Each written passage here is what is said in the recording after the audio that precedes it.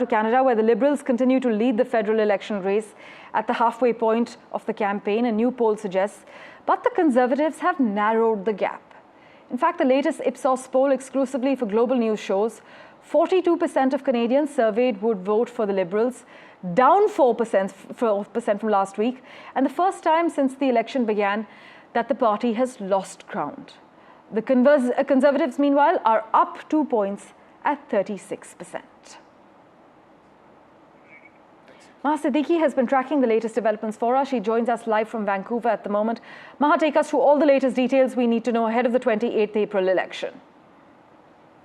Good morning, Parmeet. What we're seeing at the moment is that the midway mark of the campaign is over. We are entering week 4 of the campaign, and the Liberals have gone down 4 points as per the Ipsos survey. This is an opinion poll, and the Conservatives have gone up 2 points. The Conservatives are narrowing the gap now with the Liberal Party.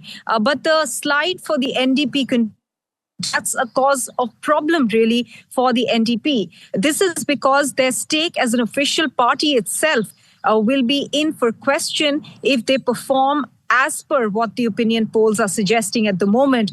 But for the Liberals, they would have liked to keep that lead ahead of the Conservatives, as we were seeing over the last 2 weeks of the campaign. But it appears now that the issue of the trade war with the US has now once again gone back in the list of issues for the Canadians, with the economy, healthcare, as well as affordability issues once again becoming the main issues. And that is why perhaps the Conservatives are seen taking that 2-point jump that we have seen from last week's campaign trail.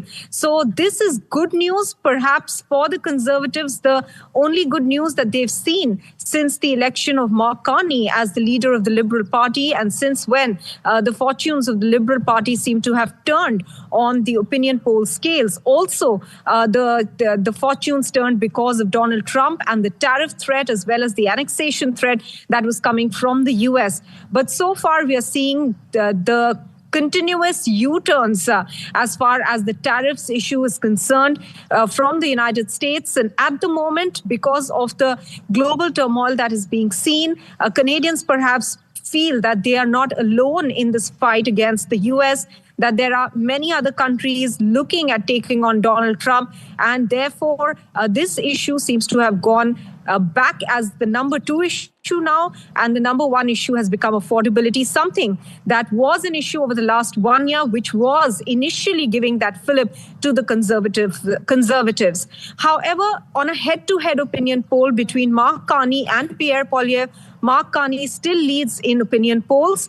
Meanwhile, on campuses here across Canada, Parmeshwar, we are seeing early polling open today.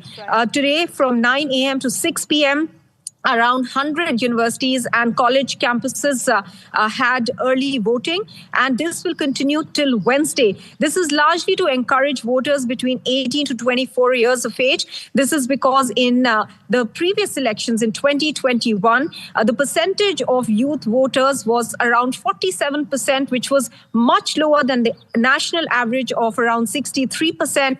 And therefore, this is the way to encourage the young people to be participating in this process of elections. As always, Maha, thank you so much for joining us with the lowdown from Vancouver.